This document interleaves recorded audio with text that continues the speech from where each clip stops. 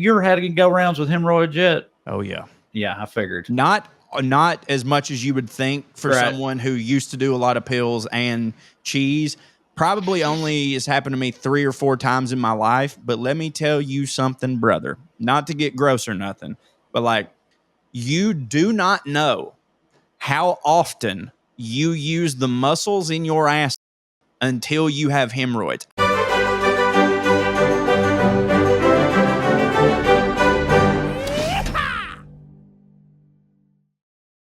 Here we are, everybody, back here in the virtual Airstream studios. Cho got a familiar setup going against, his best efforts, or in spite of his best efforts, I should say. Beset by technical maladies on all sides for weeks now, Cho.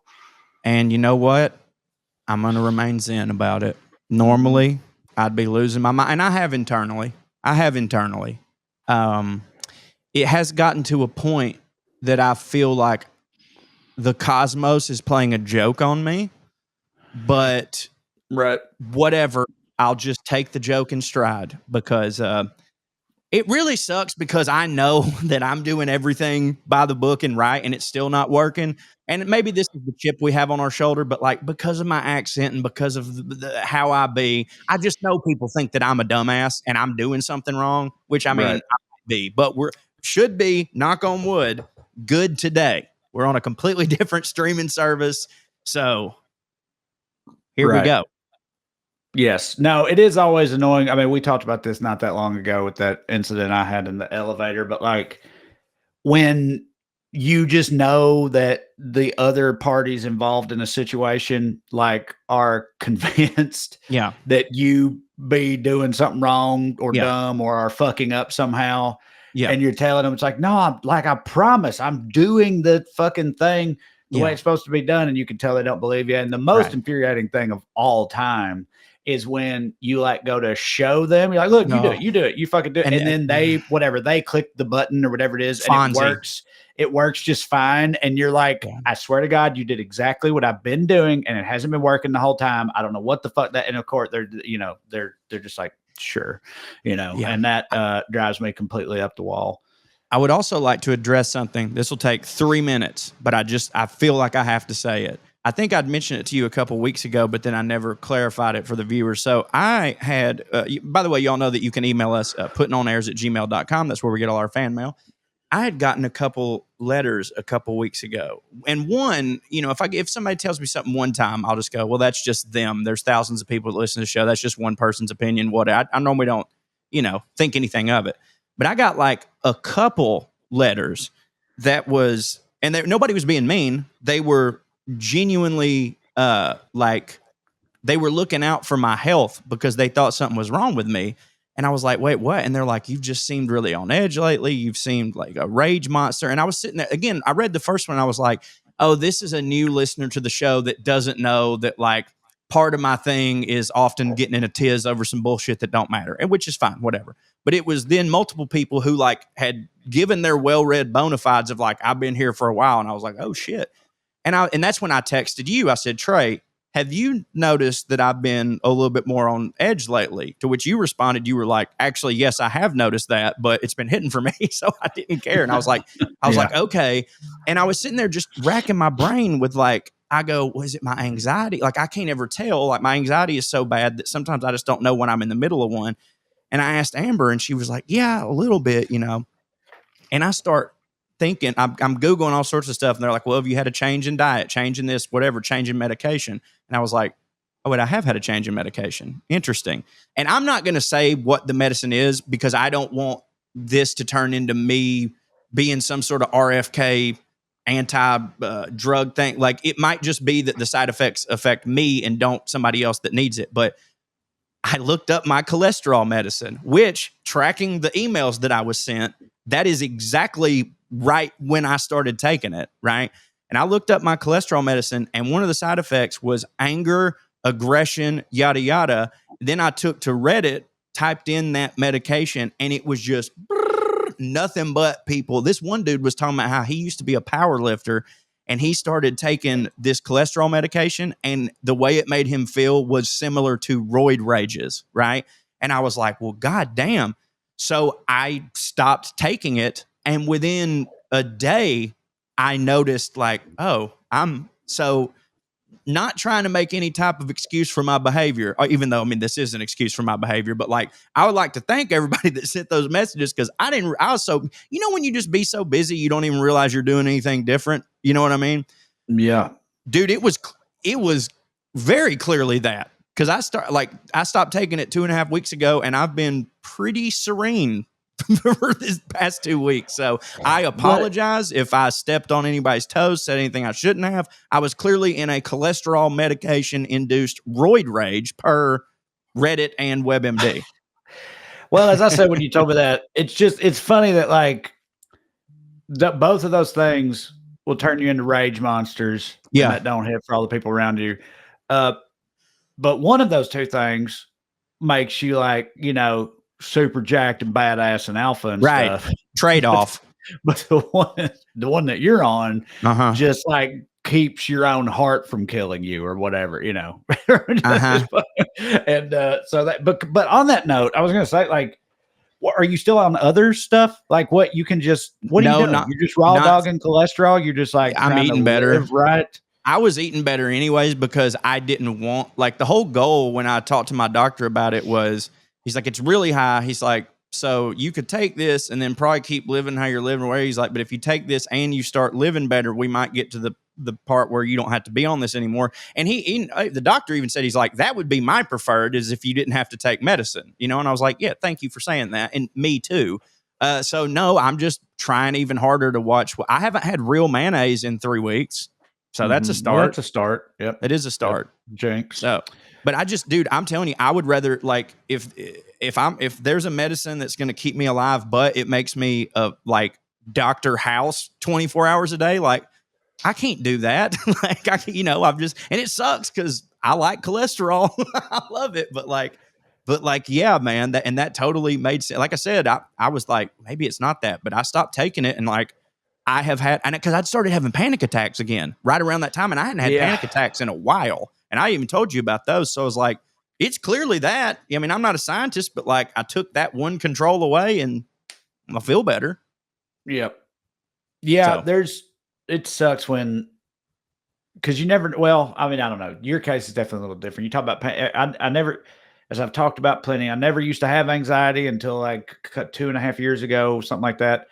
I developed it and it was crippling for a while, and then I mostly got it under control. But every now and then something will happen that like brings it back on somehow out of nowhere. And like one of them was, I'm not going to say specifically what it was because it was dumb, but it was, one of those Instagram ads for some kind of like very bro sciencey, like herbal supplement type of thing, that I was like, yeah, I'll give that a shot, bro out with that.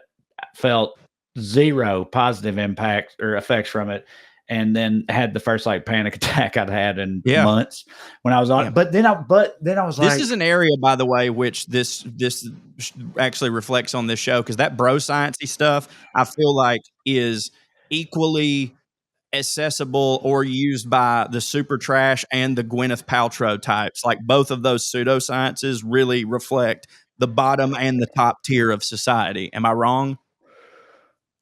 Yeah, no, yeah, I mean, snake oil. I think it's probably also people in the middle too. I think snake oil just gets a hold of everybody. I think, like across the whole spectrum, socioeconomically speaking. But with me, it's like I don't know for sure that it even was that, or it was like it's self-manifested kind of. You know what I mean? That because that's what sucks so much about anxiety and panic attacks is that like they're cyclical, or how you want to put it. Like you get anxiety about having anxiety, which then gives you legitimate anxiety, and then it just snowballs from there. So it could have been just that and had nothing to do with that stuff. But but still in my head, I was like, it ain't worth the chance. So just fuck all that, fuck that shit forever. Yeah. So, I don't know. It don't hit. Nothing hits. Again, this will be the last thing I say about it, but if I said something to you during one of those fits of rage that hurt your feelings, I'm very sorry. Because your mama had also texted you asking if I was on meth around this same time. So dude, and I'm not. Like, I'm not on meth. I'm on cholesterol medicine. Yeah. God, that's so stupid. Yeah, it does. It does suck. But it's like, because that I'm sure that 80 plus or even more, even higher percentage of people that take that medicine are like fine and it helps them and nothing happens. And you're like, Yeah. but of course I get this out of it. It's like, I'm sure it's because I'm more susceptible to rage or something. Like, I'm already kind of on the edge anyways, and it just pushes me over. Speaking of being on the edge, did you see where there's another group of billionaires who were thinking about taking one of them Ocean Gate trips to the fucking Titanic? well, I thought that wasn't like the only company that was doing that shit, was it? Wasn't there? Right. Weren't there like other, more legitimate operations or more like, safety oriented and Probably. precautious operations that did the same thing the whole time? And it's just that one was just sort of the shoddiest somehow, but they Right. all cater to rich people. But anyway, And maybe go those go people, ahead. hold on, I've got the article right here. And maybe those people, like, they just sort of stopped doing it for a minute because of like optics, and now they're back. Titanic wrecked to be visited by another billionaire 2 years after Ocean Gate disaster killed 5. Let's see. Hold on. This dude is named Patrick Leahy. He's the CEO of Triton Submarines. He's in the midst of building a new commercially available submersible that could handle the journey. Okay. Now, this is different but also this kind of makes me want to, why this billionaire is clearly being like, I'm going to do it the right way and build a good. Why was the other dude, why the fuck was he trying to cut costs if he's a billionaire? Like, why? What was the point of that? To flex nuts? Well, I don't think, again, could be wrong. But first of all, yeah, that guy, that's clearly like a marketing stunt. That's like, you ever seen that viral video of that CEO whose company came up with a like stab proof vest, and he has his like one of his minions just, stab the fucking shit out of him. Like, is there a video? Yeah, but I say stab the shit of it, but it don't work because the vest works. The vest works, so the stabbing don't work. Right. So you just got this guy like, and it's pretty funny because it's like, it just seems like he's really working through some shit. The guy doing the stabbing, it's like really hoping it'll fail. Yeah, he was so thrilled to get that nod from the boss. You get to be the one that gets to stab me and shit. So, but anyway, was the knife bending? Was the knife what? What, like, did it damage the knife? Like, was it not bent? Like, how does that?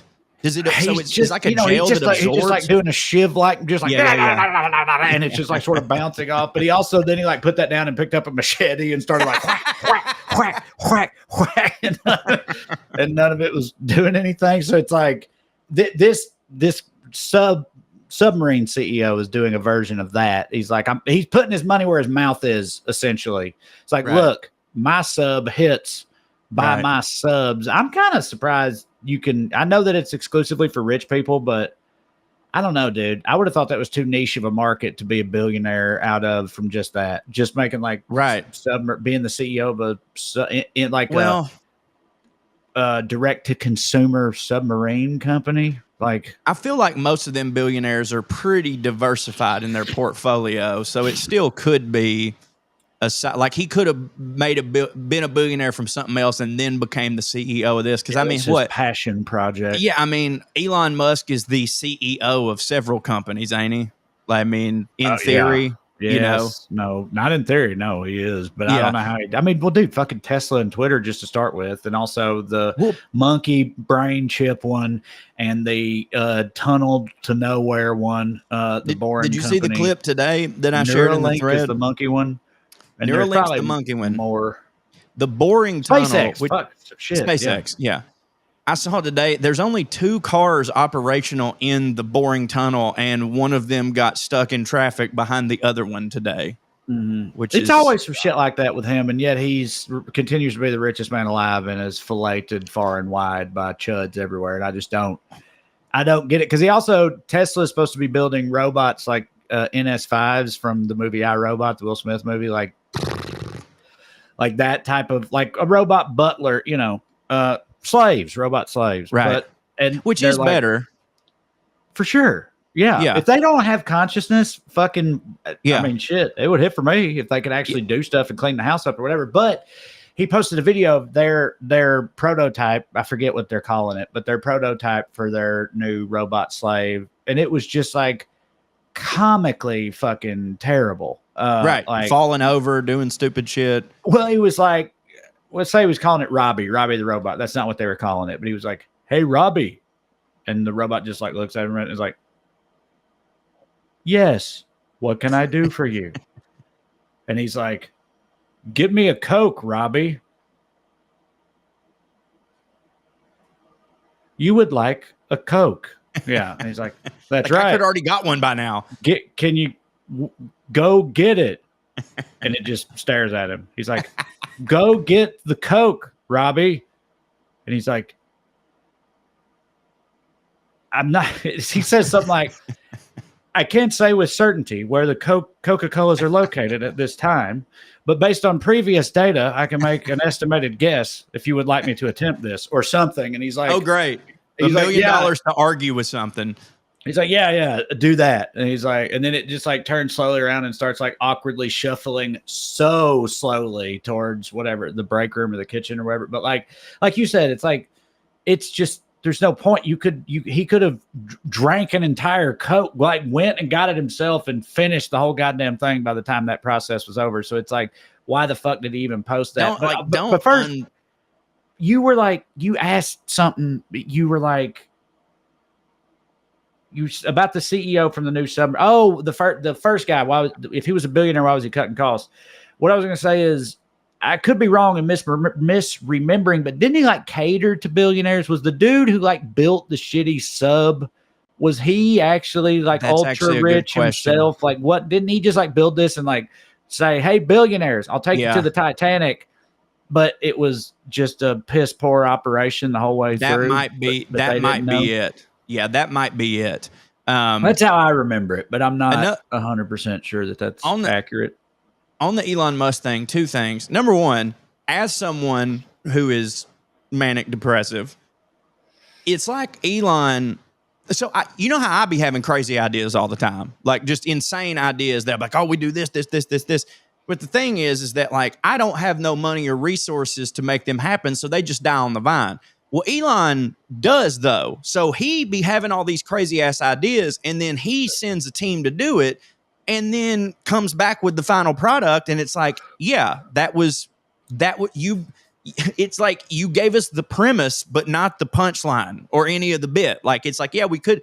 But then he just, like, has the audacity to go out and be like, this is that, and I think that's why back in the day, we loved Elon, because he had not yet shown us that all the things he was saying couldn't be. But now, yeah, right. Every time he comes out with a thing, they're like, here's the prototype.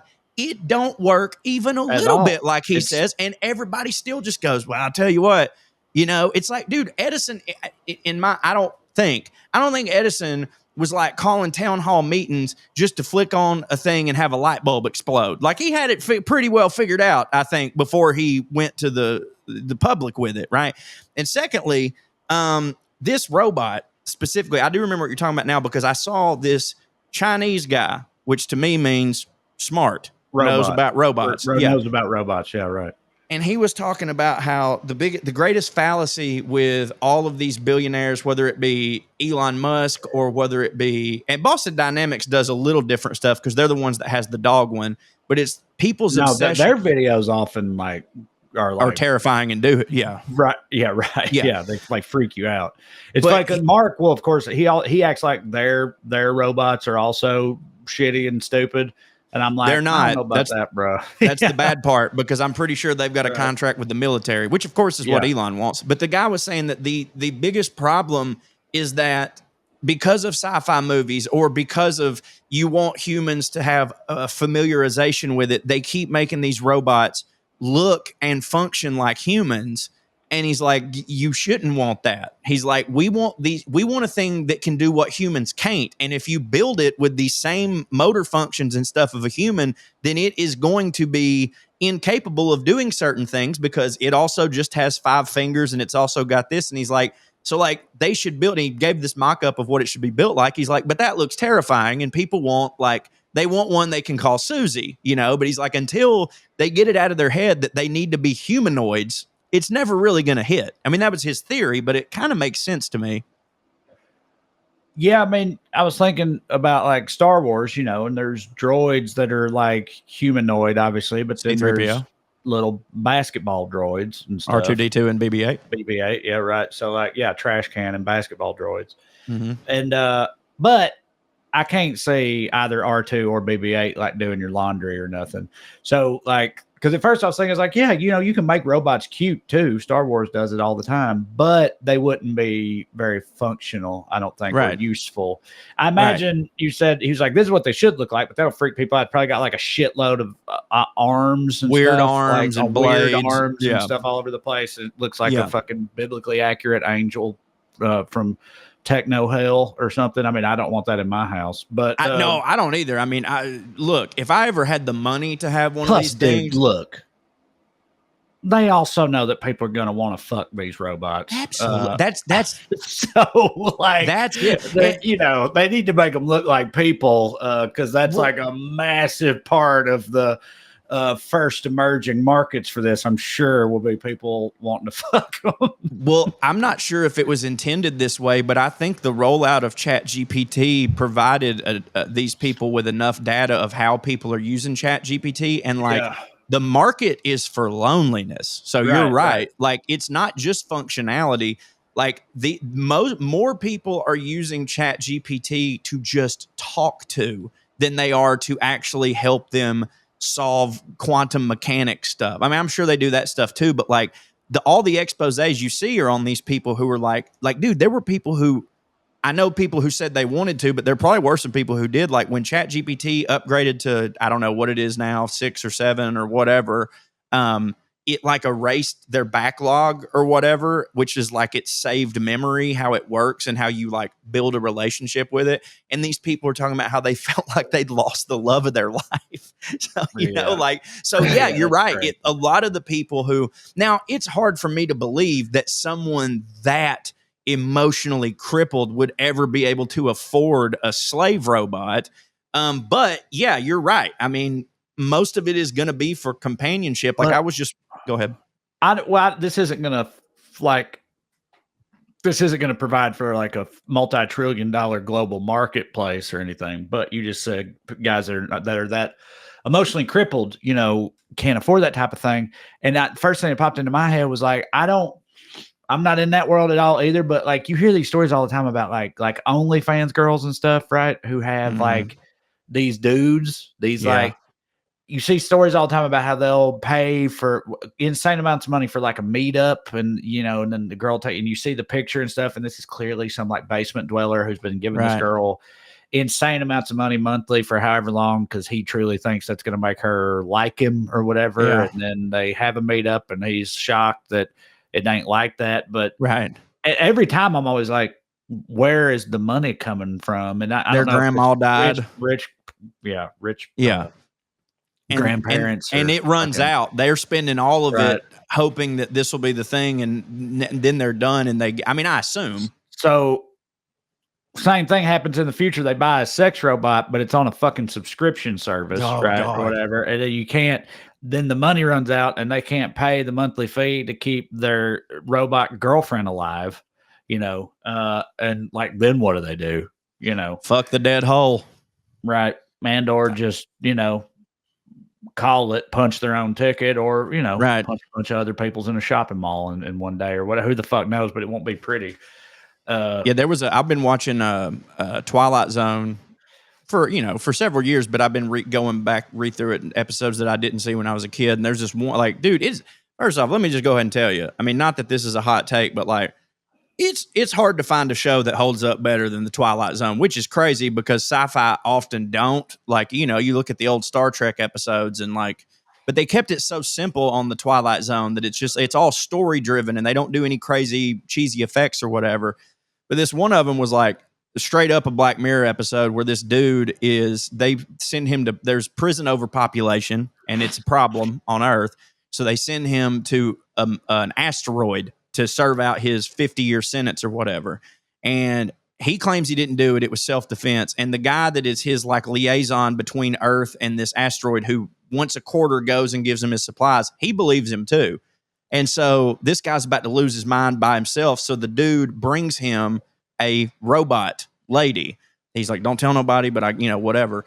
And then he lives with this woman for a couple years and his life is wonderful. And then the guy comes back telling him, hey, good news. You've been given a pardon. So you can come back to Earth with us, but we got to leave in 20 minutes or we're going to miss the orbit. And you can only take 15 pounds worth of stuff with you. So he realizes that he can't take the lady and has like an existential crisis or whatever. Great episode, but like also, yeah, exactly what you just described. Like it, like especially in that scenario, like the dude is in solitary. Yeah, you're going to get emotionally connected to that woman, but like there's plenty of people who aren't in jail but live a life of complete solitary that I can see. I mean, again, it's happening just on your phone with an app. Imagine ChatGPT had a butthole. Exactly. Right. And it won't be long.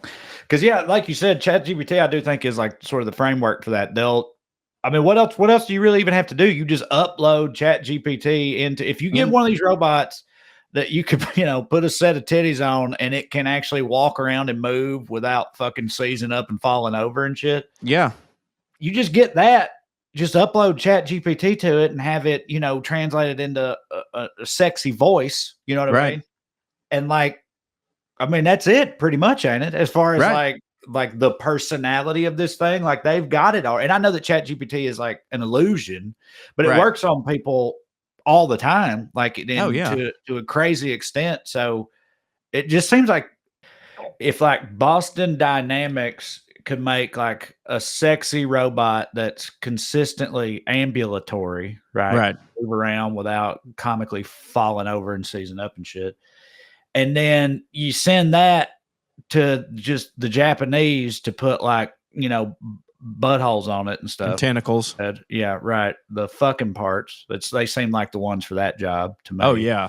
And then you just upload like Chat GPT into it, personality wise, essentially. And like, you're there. I'm just saying it just feels like it might not be all that far away to me. No, dude, it's not. And I'm sure that like some of these dudes already have it, Right. I'm sure, but they're like, we can't. Although it's funny to me, it's like I go, oh, they've already got it, but they're not going to release it to the public until it's ready. But the whole precipice of this conversation was on Elon constantly showing stuff to the public that's clearly not ready yet. So yeah, but I feel like he's, unique in that way. That's why he stands out so much. It's also, again, it's wild to me that he gets away with it every time. Like people act like stuff hits that don't hit people, and he still gets jerked off and stuff. And it's like I swear, it's just so in keeping with like the general sense of feeling as though you're being like gaslit by reality all the time. That whole thing with him is a good example of that, where it's like you're watching it and you're like, this is fucking garbage. It's like, aren't you ashamed of this? Like, why would you fucking post this? And then all his fucking legion of fucking fanboys and stuff are just in the replies and comments and everything, calling him fucking Tony Stark and virtually jerking him off and talking about how revolutionary and incredible and innovative this is. And you're just sitting there like, am I insane? Like, I know. What is this real life? What the fuck is going on? I know. And I promise, like at first I definitely wasn't, but I promise I've done so much work to remove the politics from all of this and just go, what do your eyes see? Like what do your eyes see? And my eyes see, a thing that don't hit, and it's being purported to hit. And like this goddamn the tunnel way that I feel like he keeps like every single one of his ideas is just something that we've proposed to do as like high speed rail and all this stuff, and it's like, but he goes through all these extra steps and then makes it not hit. And then is part of it, they go, well, like, a true genius will fail 2,000 times before they actually get it right. But it's like, yeah, but you're supposed to do that in your basement. You know what I mean? Right. Yeah, no, it's all pretty bananas. Let's take a quick break and then come back and sort of switch gears. Y'all, at True Classic, it is never just about the fit or the fabric. It's about helping guys show up with confidence and purpose every single day. Me and Trae are probably the two biggest poster children for what True Classic can do, because while we don't hit, I mean, neither one of us would report that we hit.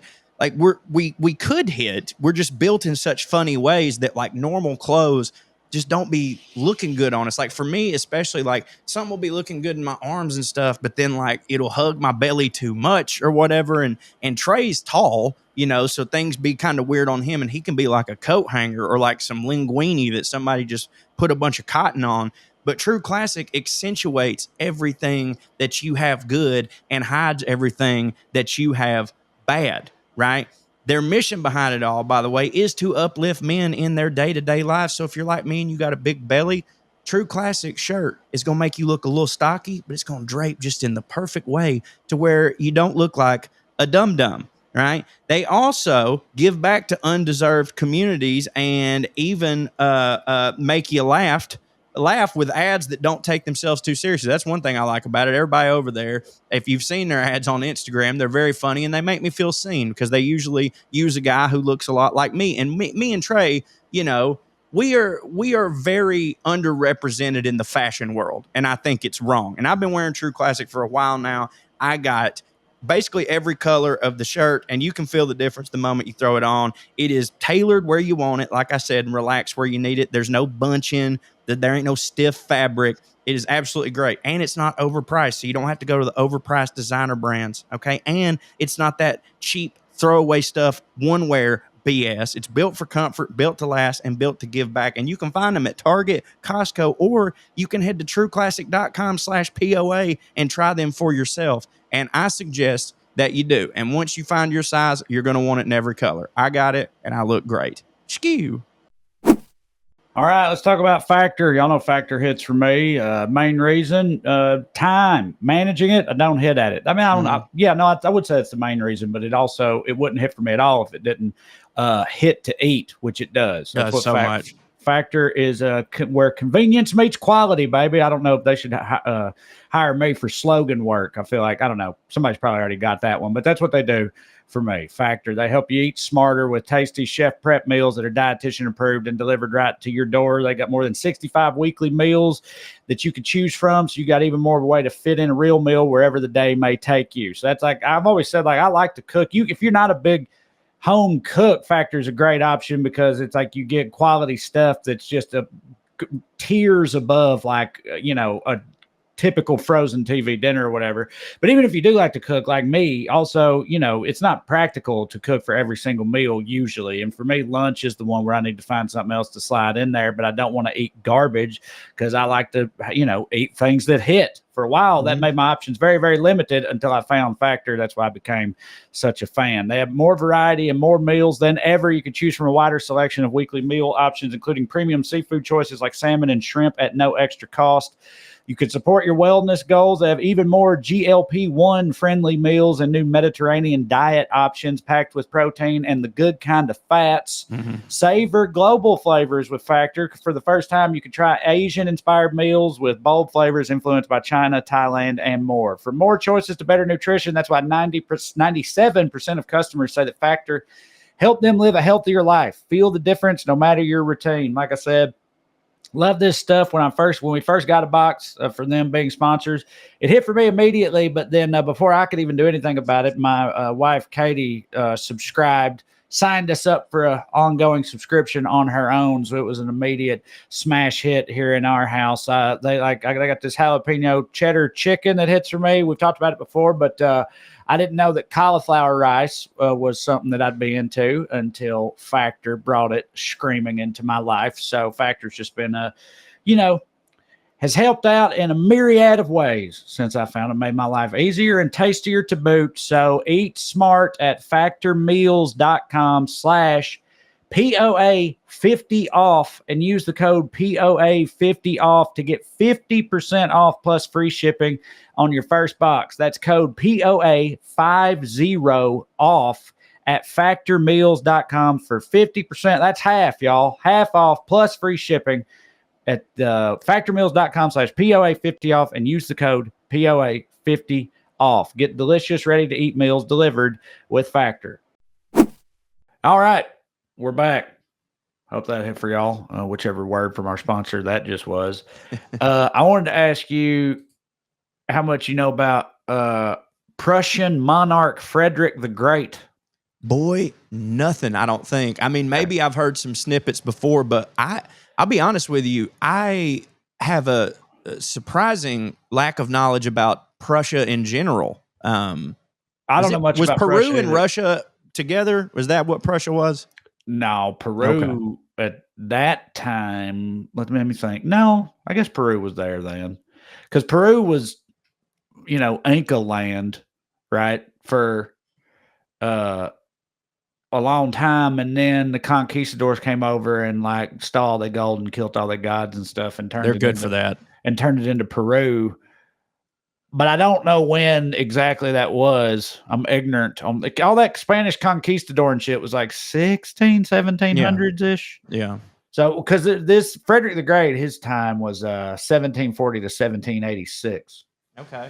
So, but he, I'm not. This ain't gonna be. I don't have Cho level notes and stuff. We're not covering his whole. That's okay. I make a lot of it up. Not covered his whole life. I just wanted to just some fun facts about the guy if you'd never heard of him, because he seems to have been a pretty interesting feller.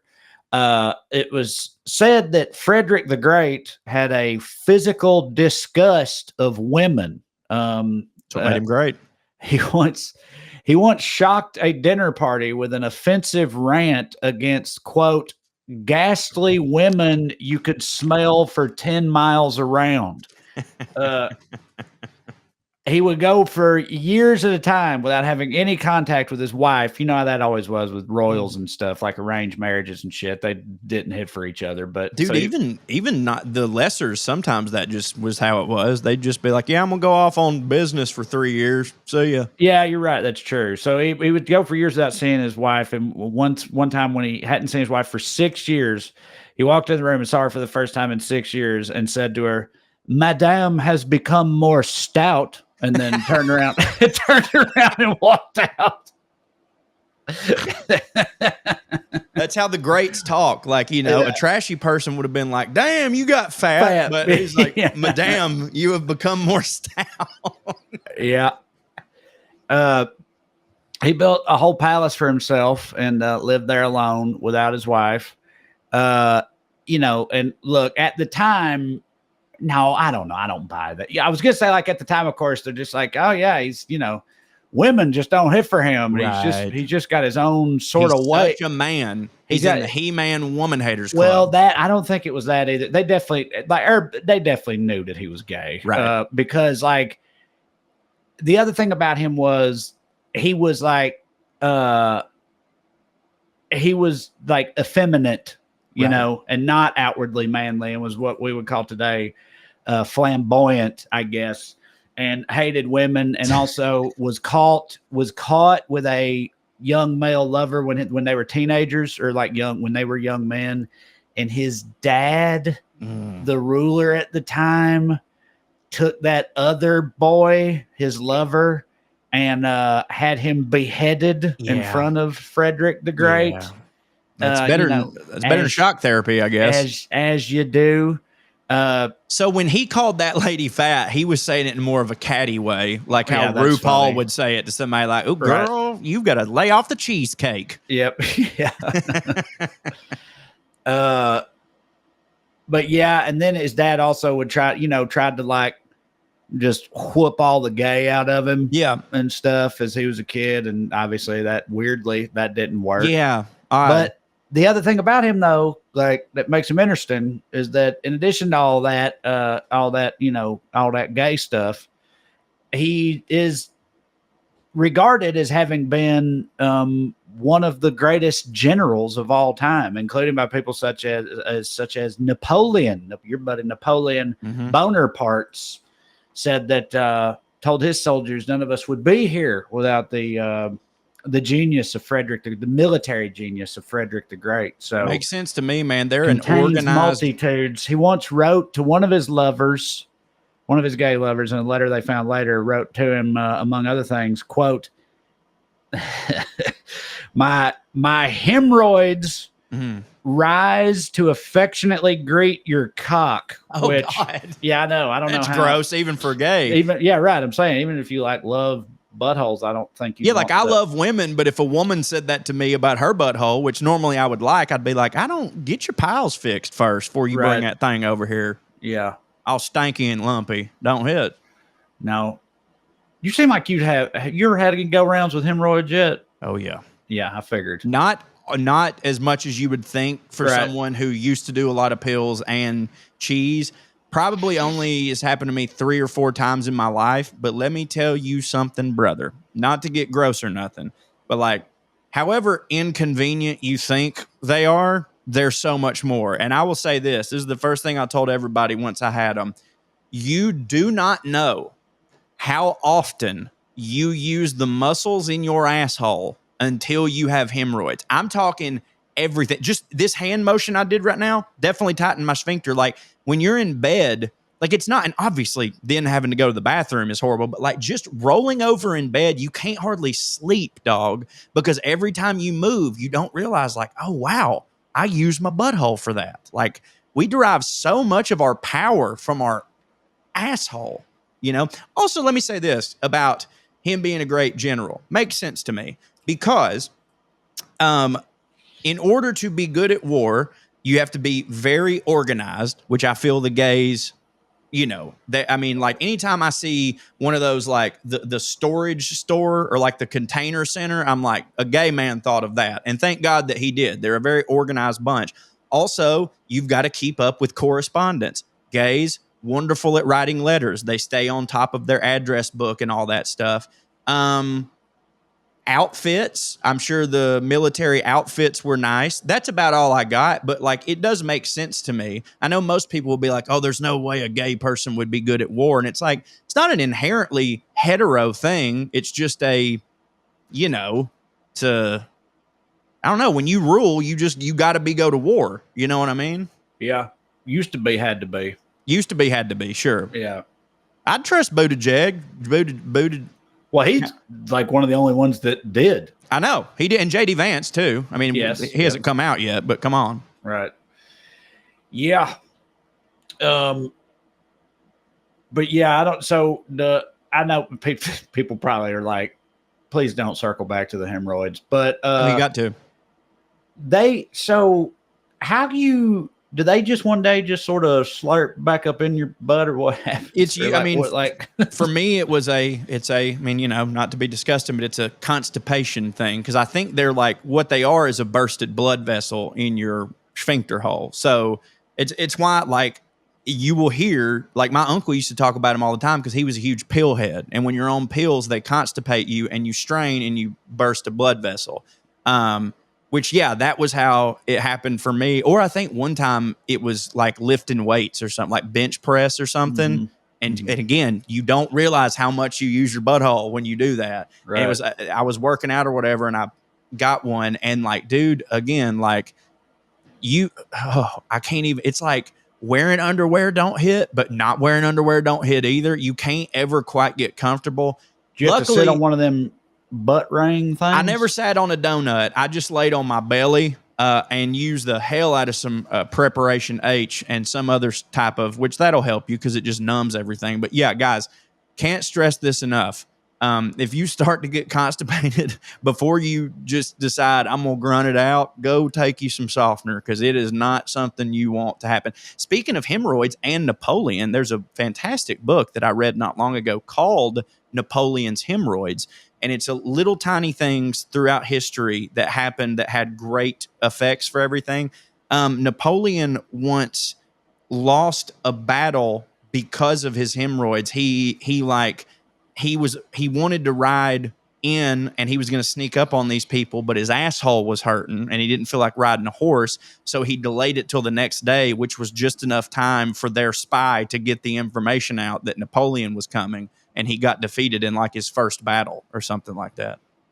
What else what other tidbits came out of that book? The only one that I can remember off the top of my head is that America would probably not exist as a country if George Washington hadn't visited his brother in South America when he was a child, because George Washington had a brother who he loved, and I can't remember which South American country, or if it was the Bahamas or whatever. It was an island, it was one of them tropical places, and his brother went off to it, and he missed his brother, and he wanted to go see him. And while he was there, he got this it was a form of like smallpox or some whatever type thing, and he got it, but he was young enough and his immune system fought it off or whatever, which then made him immune to it. It was one of them things you couldn't get again. Well, they're crossing the Delaware during that time, and that same disease is running through the Continental Army, and a bunch of dudes got it, and yeah, they died or whatever, but George Washington didn't get it because he had been inoculated from it from that visit. And a lot of them died before they could get them out and quarantined into safe places. And I mean, yeah, sure, we will never know if the war could have been won without George Washington, but if you believe anything that anybody has ever said about it, it wouldn't have been. So had he not desired to see his brother, got inoculated, then he's probably killed before he crosses the Delaware or whatever, and George III retains the crown. Didn't he also do some other like inoculation techniques with soldiers at that time that weren't like full on disease, or not disease vaccines, but it was like some form of inoculation? Coughing on them. Yeah, I don't remember. Exactly. That sounds familiar, but I certainly don't have the proper information in my head to even recklessly speculate about it. But it wouldn't surprise me because, I mean, as you pointed out in your bit, one of my favorite bits you do about him bloodletting, he was like, he had the top doctors around him, so he was probably trying some crazy ass shit. George Washington mandated inoculation for all Continental soldiers in 1777. It was called variolation at the time, and it involved deliberately infecting soldiers with a mild strain of smallpox, or otherwise known as a vaccine.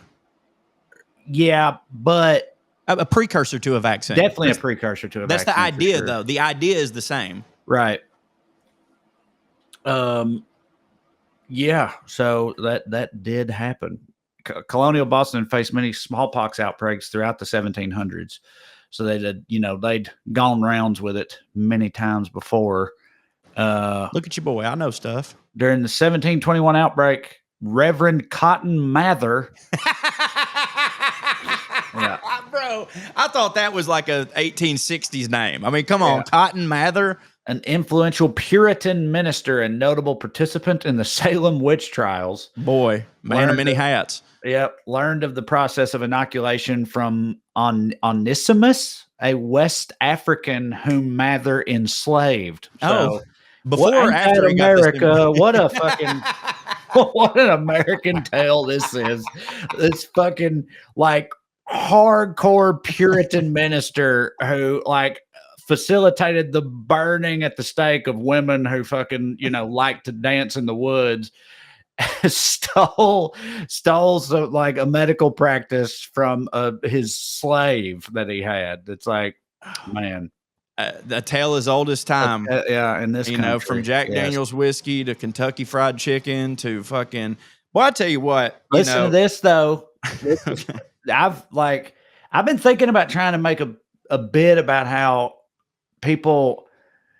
It's been too long since some of these miracles occurred that stupid people have forgotten why they were miracles in the first place. Yes. So and I don't know how to make that into a stand-up bit or make it funny, but just something about how the idea that they're returning to raw milk when it's we didn't come up with pasteurization of milk to turn all your kids gay or whatever. Right. We started pasteurizing milk because all the goddamn kids was dying and shit. Right. But they don't remember that. Right. And so because they weren't there for any of it and are stupid. Right. Polio vaccine too. I mean, part of that, I was going to try to wrap vaccines in that. Imagine explaining to a mother from the 1800s, whatever, who lost all 9 of her children to one smallpox outbreak, that their science figured out a mechanism to prevent that from happening, but people were willfully refusing it just because they convinced themselves Freedom. that it turns you into like a fucking, a 5G tower or whatever the fuck.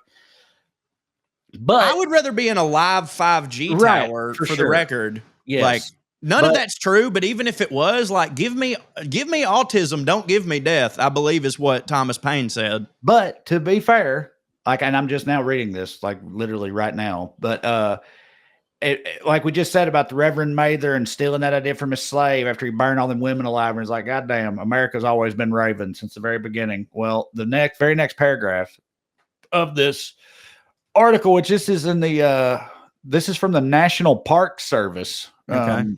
So nps.gov. It says, despite being widely accepted in Europe at the time, inoculation became incredibly controversial in Boston. Many people believed the procedure was more deadly than just contracting smallpox, even though all evidence suggested otherwise. Also, the local clergy claimed that smallpox was God's punishment for sin, as they are wont to do. Right. They argued that inoculating against smallpox was interfering with God's will. Boston newspapers published arguments for and against inoculation, polarizing Bostonians on the subject. It became so controversial that at one point, an angry citizen threw a bomb at Cotton Mather's house to try to intimidate Mather from continuing his practice of inoculation. So we've kind of sort of always been this type of dumb, I reckon. I bet you the Cotton Mather's LP after that was pretty fire. Whatever he had to say. Man, what if that is like Eminem's great grandpa or something? That would really hit. I'll tell you what, and people might get mad at me. We've gotten some heat for how we've talked about religion before, and I'll say to each their own. As long as you're not using your Lord to keep people from doing things, you're fine. Anybody's fine, except for the goddamn Puritans, man. I'll tell you what, that's a group there that I just got no love for. I do no business with Puritans. Dude, imagine you're being burned at the stake and the last thing you see is a motherfucker's shoes with buckles on it. Like that's gotta suck. Yeah. Like, yeah, no, I think we talked about before. It's like one of those things you just never question if you grow up an American kid going to American kid schools and stuff. You're just like the Pilgrims came over. Fuck them. And that hit, right? But then as an adult, you think back and you're like, God, dude, the Pilgrims suck. Dude, it's also so bad. It's like they left Europe for religious freedom, but then it's like you find out it's like they wanted the freedom to be way more fucking like, regressive and hardcore and shit. Yeah. Give me Catholicism over that. Europe would allow, like fucking that 18th century Catholicism was like, you motherfuckers are crazy. You need to chill out, Like, and they were like, you can't tell us that. And so they came to America and fucking now here we are. And please don't think I'm on some sort of like, all men in America was founded on evil. I mean, dude, it was. I hear you. But like, I still, despite all their flaws, I still got mad love for the founding fathers because they did some great shit too. So this ain't even me just being like, yeah, all dudes back then suck. Like it's specifically the Pilgrims and the Puritans, like specifically them. Like I know Thomas Jefferson had slaves and stuff, but he also like had a good library and read and brought us macaroni and cheese. Them motherfuckers just did the bad stuff. There was no good. There was, what I mean? Well, this literally was prompted by me telling a story about a Puritan minister who induced the practice of inoculation. Okay, sure. In the 1700s. One guy. But again, he also had slaves and participated in the Salem witch trials. So, fair. They contained multitudes back then, I suppose. But generally speaking, I'm very much with you. Fuck the Pilgrims. Pilgrims don't hit. When someone from nowadays who like they jerk off the founding fathers and the Puritans and stuff, like when they hear this story about this Puritan preacher who basically did the then equivalent of a vaccine, like how does that sit with them? Like I feel like these are all heroes to these people, and they'd be like, wow, that's good old American ingenuity there. But like now that people wear white coats and some of them are lesbians, it's bad. Yeah, I guess. Okay. I don't know. It's a good question. Right. Because it'd either be that or it'd be like, well, they didn't know no better back then or something is what I assume. But it hit. It was good. I know. It saved tons of lives. I don't know. That's what we say all the time. I'd sooner lasso the moon. But And I wonder what they thought about the moon back then. What do you think? cheese.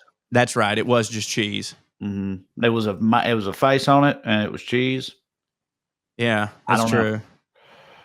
true. Now that's actually, I mean, hell, who do you want to know what they thought about the moon? The Pilgrims? Yeah, Or the like, Pilgrims. let's type that in. What did the Pilgrims Yeah, please. think about the moon? What do you got for that, Google AI? The Pilgrims' views on the moon were rooted in their Puritan faith, which taught that all heavenly bodies were part of God's sovereign creation. Well, that ain't it. They did not have an independent, specialized theology regarding the moon, but instead interpreted its existence and celestial events through the lens of their Christian beliefs and the scientific understanding of the time.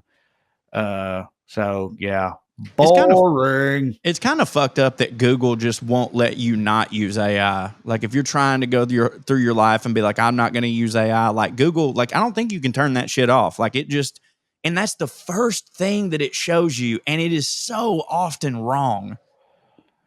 Yeah, I mean that's the thing. I know, like it's just when we're doing this, you just you type something in Google and it pulls it up, and you just sort of go with it. But you're right, It's fine in this regard. Google AI, yeah, because we stay being wrong, and it's for us to be And wrong. it's not important what the Pilgrims thought about the moon, but it is important, like how your lungs work and stuff, and what you shouldn't breathe in. Like it wouldn't surprise me if you typed in "is asbestos bad" and Google's AI was just like, "Well, jury's still out." Some people on Reddit seem to think that asbestos was actually poisoned by the Carter administration or some bullshit like that. So this whole world sucks, man. It sure does. We gotta get. You're right, though. We gotta get to the part where we get to the robot pussies, because then at least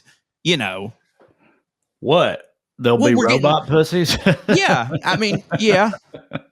But it's like, all right. What do you think about this? Some people are like, that's the future. It's that Drew kind of alluded to this the other day, like the end of Wall-E, where humans are just all so fat they can't walk or move, and they're in those like hover chairs and just like having entertainment and tater chips and shit shoved down their eyes and throat all day, all the time. And with these with the coming of the fuck bots and everything, that people are like, yeah, people are just gonna be, they'll never leave their basement. They'll be locked up with their fuck bots and their fucking chat GBTs and all the video games and VR and stuff. And it's just like the real world will continue to deteriorate. But like, and I know there's versions of that happening already, but like these people, these plutocrats and corporate overlords and stuff, they still need even if they came up with, even if in the world of fuck bots, there are also slave bots, right? That work well enough for these people. They're not going to just give fat neckbeards fuck bots. Of course not. They'll just let them all die or whatever. So like, and in the world where, I don't know. I'm just saying, it's like, oh yeah, then you'll just be placated in your sex dungeon with your robots and stuff. I disagree with that. Because it's like we have to be profitable to somebody. Yes, right. And who does that benefit to just put everybody in that position just to keep them like placated? Placated for what? That you have to exploit people them. If you're a fucking billion, you can't exploit someone who's in that position that I'm aware of. So like, I just don't see how that's been a likely outcome in particular, but maybe there's something I'm missing there. That's been my whole thing on like everybody saying like, oh, they want population control. They want to kill us all with the vaccine or whatever. It's like, bruh, I disagree when you say that like Democrats and Republicans are the exact same all across the board, but like they definitely are both still capitalists that need human beings to be here to be exploited and to purchase the wares from the companies that they own stock in. So it would benefit nobody to kill them all. And hell, the Democrats are always trying to give tax credits for children. The fucking Republicans are always being like, you got to fuck everybody raw because we got to make more white babies, and like, which, by the way, no, we don't. People, stop having kids. There's only so much land, and they're just gonna have to keep building up, and it don't hit. But like, you're right. Like, none of that dystopian shit works because the only reason it would exist is for the person at the top to keep making more money. And if nobody's producing, then it can't work. And also, I reject the notion that like if we had fuck bots, nobody would ever leave their basement. Well, dude, Leonardo DiCaprio don't have a fuck bot, but he could at any moment, at any time, have sex with whatever woman he wants. So essentially, he kind of does, and he still leaves the house to go do stuff. You know what I mean? Yeah, but he hits real hard. He does hit I real think the hard. idea is that these people, again, they're like I said, like you said, they're lonely still gonna have incel to. neckbeard basement dweller guy, Yeah. but that they'll turn more and more people into that Yeah, in the future. But I'm saying, like, to what end? Yeah, they're still going to have to pay their robot pussy subscription. So, like, they'll at least have some sort of desk job at their house. Right. But half of them, it don't matter if they shrivel up and die inside a robot. Really, some of them. Sure. The 4chan ones, at least.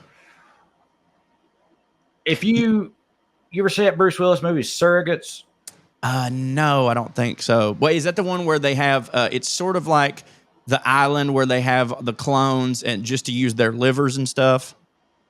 No, I mean that just is the island, but they don't have clones. They have robot twins. So but what it is like your real body is like locked up in a closet in your house, and you're walking around as a fucking robot version of yourself. The idea being like, so if you get fucking smushed by a bus or whatever, you're fine. You're actually fine. That would hit. The robot look. Okay, I was wondering what you thought you said that would. What's funny is I can't remember where that movie goes because it's a sci-fi movie, which means it obviously takes a turn. But I haven't seen it since it came out, and it's like just okay. But I think it's like, what if someone hijacked it, hacks your robot, goes and murders, and goes and kills people, fucking goes and shoots Charlie Kirk or fucking does whatever, or pulls a 9/11 or something.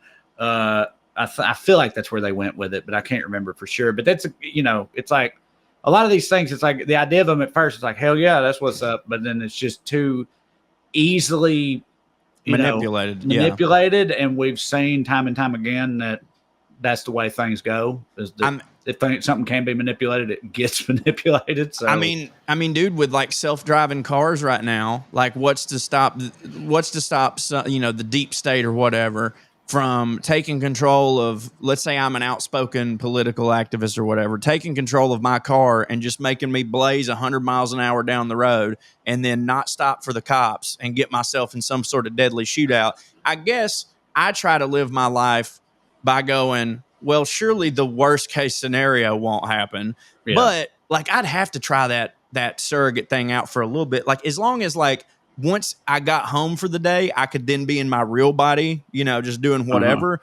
I mean, dude, it would kind of hit to just be like, I don't have to actually get out of my bed and I can still go to the post office and I can still do this and I can go whatever. Now, granted, all those things, I can get my mail online. I can get, my groceries delivered to my house, but like going to a party, and like you're your surrogate and you're there hanging out at the party and you're just like, hey guys, I'll be right back. I'm gonna go outside for a cigarette. And then you just sort of turn off and you're back at your house and you take a nap or something like that. Then you click back in with the surrogate. I mean, there's a lot of benefits there. Going to a comedy club, doing my whole thing, and then back home. Amazing. Yeah, but you'd have to you would get your guy back home. You would have to get, because you'd have to charge it up and stuff. You'd have to get your surrogate back home every night. I think probably you could probably just put it on autopilot. Return to charge or something, and then you unplug and watch the Great British Baking Show or whatever. But you were talking about what's to stop them from hacking your electric car. Have you ever seen the movie Upgrade? That sounds familiar. Describe it to me. Who's in it? Tom Hardy? It's funny you say that. It's what most people regard as the sort of I hate to say this because the dude he does hit for me, but the sort of discount version of Tom Hardy's name. Okay, I think his name is Logan Marshall Green. Yeah. He looks a lot like Tom Hardy. Yeah, he's the star of it. It was made by Lee Wanell, who is the guy that wrote the original Saw movie, and was the dude. Was the like mousy little feller in the dungeon in the first Saw movie? Oh yeah, that? Like there's that first movie ruled. The first movie's great. So it's Cary Elwes and then that other guy in the back. Is that how you say it? Cary Elwes? How do you say it? Yules.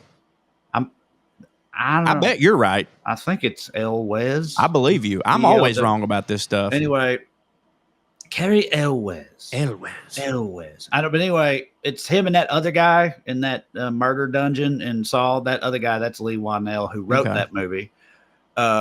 Pretty impressive. He was like fucking 23 at the time or something. He really is. He's written a bunch of horror movies and shit since then, and directed a couple, and the Upgrade he wrote and directed. And it's the opening scene is a guy getting his electric vehicle hijacked, like you just said, and it crashes, and then shit goes awry from there. But essentially, the best way I can say it without telling any spoilers, I think would make you want to watch it because it is a fun movie. Yeah, is that it's like a Venom movie that ain't a Venom movie. I love that. That tone. Anybody out there? It's funny too because my son, I showed it to my sons, and I don't remember how far we got into it, and they like picked without me having said anything about it. They were like, one of them said they were like, "This is like Venom. This is a Venom movie," or whatever. I love that. So, anybody out there, send your mails to puttingonairs@gmail.com if you also know of some Venom-like movie that's not Venom, because I'm a big fan of that tone. That is my jam. Right. So it's like, one man plays host to two symbiote entities. Yeah. And anyway, but it's fun. It's fun. It's got to be challenging for the actor. And speaking of actors, would you like to see a clip of Mickey Rooney being what I think is insane, but jury's out? I said Mickey Rooney, right? Not Mickey Rourke, Mickey Rooney. It's old. It's Mickey Rooney. Yes. Yeller face, Mickey Rooney. Yep. I had seen, just to set this up while I'm getting the screen ready, I had seen somebody posted that Mickey Rooney back in the day had apparently been, I don't know if he had a production company or what, and he had been getting these women, he'd been telling these women that they were auditioning for parts for movies that didn't exist just so he could get them on the casting couch or whatever.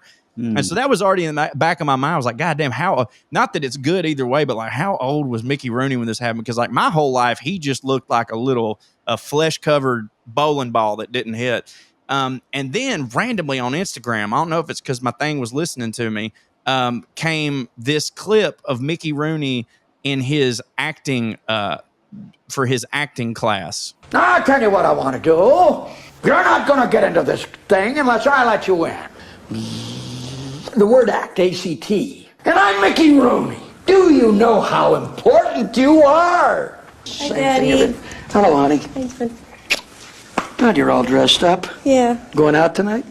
I think I'm just gonna go out with my friends. Not the same friends that I've been seeing you with lately. I can make my own decisions. Just treat me like I'm your little girl all the time. Do you know why I do that? Do you know why? Because I am. Because you are. Jesus. I love you, Daddy. I love you too, honey. That's why I'm careful about you. You were excellent, my sweet. Thank you. You were excellent. Did you connote and did you denote more? Hey, man, was always down here. Like that. Read one book every 2 months. That'll be 6 books a year because you want this to be fertile all the time. Listen, honey, here's to you, sweetheart. Hi, honey. Hi, dear. It's good to see you. It's good to see you, too. Did you work hard all day? I see, all of the dialogue comes out naturally. A lot of people would think that I'd be hypocritical about this. You don't have to keep moving to be attractive and to be on. And you're gonna make it! Do you know who you are? Is it just me or does he seem fucking insane there? Like a crazy person? Yeah, absolutely. Have you ever heard Dana Carvey talk about Mickey Rooney? I feel like he talks about him all the time. I heard him say one time, this is the only thing I remember, but I hope you listen to that podcast more than me, that like when they were shooting something together, he would like just pull out bands of money and just be like, hey, you guys think I can afford lunch? Like I'm Mickey Rooney. Like he just like seemingly had like a huge little man complex, I guess. Right. Yeah, that's what I'm saying. Yeah, because Dana Carvey's like first thing ever was a sitcom. I think with also featured Mickey Rooney, and was that what it was? He just always talks about how insane he was, and it was always stuff like that, like I'm Mickey Rooney, like people like just mad at the world for not appreciating the fact that he's Mickey Rooney, essentially. And that was in 1982. I don't that Right. clip you just showed. God only knows. He when that died in fucking- 2011 at like 92, and I mean he had to be close to it right then or something. But like, no, I mean it just looked insane to me. But also like after then, I heard that casting couch thing of like he was auditioning women for roles that didn't even exist. Like none of them women in that clip hit, and it seemed like he wrote all these scenes just so he could hug and kiss on them girls. Right, Is yeah. what it seemed like. Like, you know, maybe that's not true, but like it just seemed like they were doing community theater bullshit exercises, and it's just, and here's Mickey Rooney, which, dude, Rooney, he's a wild cat because like he was like, well, he's one of like the first child stars Yeah. ever, you know, Right. ever. Yep. So if you're, I'd say any child star, it makes sense that they go insane. Like we talk about this with like LeBron and athletes all the time. Like how the fact that LeBron hasn't done anything fucked up means he must be a great guy, because for his entire life, they've been telling him he's a god. Like you were a god, you know? And with Mickey Rooney, it's the same thing, except for he doesn't have to dedicate himself to the gym. So he's got more time to just go out there and be insane in people's face. Yep. And boy, did he ever. He loved it. Did it for love of the game towards the end there, I think. Just being insane in people's faces. But yeah, I don't know. That hit. We're about to have to wrap it up on mine because we do you have airmail? I do have some airmail. Assuming you have airmail, I think we should go ahead and start those. I do have I got some another thing I got to get to. airmail. Subject line, Richard Jenny. Hey, Corey, I know this was a well-read thing, but I just wanted to tell you how much I popped at the Richard Jenny reference last week. He was one of the reasons I fell in love with stand-up. His referee and cooking show bits still make me laugh as hard today as the first day I saw them. Hopefully some people discovered him for the first time thanks to your shout-out. Thanks for all the entertainment over the years, Davey. And yeah, I knew that was from well-read, but I did want to say it on here just in case some of y'all don't listen, and you will then go look up Richard Jenny's stand-up, because he was one of my favorites that was taken from us a wee bit too soon, in my opinion. Yes, absolutely. He was. Oh, never mind. 57. That's still good. I was thinking that I remember in the early 2000s, Comedy Central did that 100 greatest stand-ups of all time. Yeah. And I was thinking that they put Jenny in the top 10 or something, but apparently too. Apparently I'm wrong. It's according to his Wikipedia that he was number 57, but you know, still 57 out of 100 all time. That's, you know, that's pretty good. Subject line, technical difficulties. Just finished today's episode, and Trae was talking about the issues that Corey had with the internet. Don't worry, y'all. Everyone has performance issues at some point. Get your internet some fucking Blue Chew. Thank you, Justin. Mm-hmm. Subject line, Corey was a dumbass to begin with. Dear Corey, senior New England correspondent Travis here, though today I'm doing a little pinch hitting as the old England correspondent to make clear that yes, doornail is famously relevant to Charles Dickens. Wait, how am I a dumbass then? I thought that's what I said. There I was literally screaming, Corey, you dumbass, while doing the dishes and listening to you say this in last week's episode. I bet it has something to do with Charles Dickens. That sounds like some Scrooge shit. I don't think it's in Christmas Story. Yes, you said Christmas Story and not A Christmas Carol, but that's not important. I dropped the sponge, marched to my bookshelf, grabbed my copy of the book, and right there was the seminal line right in the very first fucking paragraph. Old Marley was dead to begin with. Old Marley was dead as a doornail. A small bit of pedantry for sure, but if it had to live in my head, it needs to be in yours too. Plus, it doubles as a golden opportunity for me to suggest / request that A Christmas Carol is the next addition to public domain Sleepy Time Theater after you wrap up Frankenstein, and just in time for the holidays. Hearing your country ass say Fezziwig will make the whole project worthwhile. Love y'all like chicken, Travis. I mean, I maintain that I was trying to say that it was a Dickens thing, you know. Well, sorry, not to piss you both off here, but I would also argue that still doesn't. Your question was, what is the origin of this phrase? And I don't think that Charles, I think what that proves is that the phrase was already in use and in existence by the time Dickens wrote that novel, and he just included an already existing phrase in the novel. That he didn't invent that. Yeah, there you go. Wouldn't have been the answer to the question anyway. That's my take on that. But I would say the fact that I just brought it up as a Dickens thing, I mean, I clearly remembered it being in Dickens, you know. Yeah. Sorry. But yes, I agree. I will. Once I just, by the way, the first episode of Mary Shelley's Frankenstein on public domain Sleepy Time Theater just dropped today or 2 days ago, I guess, as you're listening to this. And I will do Christmas Carol afterwards. That's a great suggestion. And that's all the airmail I have. So go to welovecorey.com and sign up so you can hear Public Domain Sleepy Time Theater and all the other cool stuff I've got coming round the bend. Trae? All right. As for me, go to TraeCrowder.com to see all my upcoming tour dates. If you're listening to this when it comes out, I'm in Syracuse tonight, then Albany, then Hartford, and then at the end of the month, all the cities in Ohio except for Cleveland. I'll see you next time, Cleveland. And then after that, there's Madison, Milwaukee, Virginia, Oklahoma City, Dallas, Nashville at the end of the year with Corey, Andrew, like always, and a bunch of other stuff too, including many dates in 2026 already. So go to TraeCrowder.com and check them out and come see me. And that's pretty much it. Stay fancy, motherfuckers. Ski-wee. Here's Lydia Lovelace. 1, 2, 3, 4, 1, 2, 3, 4. Royalty and rednecks are alike. They both like cutting and picking fights. Biscuits and baked beans where they don't belong. Sit on down with Corey and Trae and learn some fancy shit today. We'll laugh a little even when they're wrong. They'll take you to a magical place where if you call someone a cunt, nobody cares. They keep it debonair at putting on airs, putting on airs, putting on airs.